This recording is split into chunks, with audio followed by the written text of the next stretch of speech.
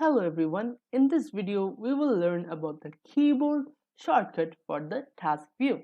So first of all, what is the task view? So the task view allows you to see all the running programs and the recent programs so that you can switch between them, and it also allows you to do other things. It also allows you to create a virtual desktop using the task view.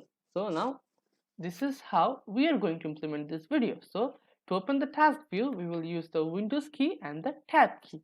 So now let's get started. So now I'm at my desktop. So for opening the task view, I will have to click on the Windows key and the Tab key. So let's say if I want to switch to the notepad, I will just have to click over here at the notepad. And now I have switched. So if I want to create another desktop using the task view, I will have to click on the Windows plus Tab and then just click on the desktop 2, or just click on a new desktop. So then click on the desktop 3.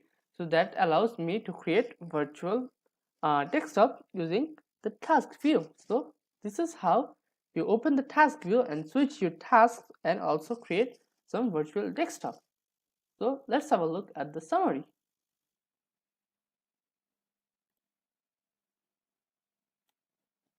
So in this video we have covered how to use the task view using the keyboard shortcuts. So thank you for watching.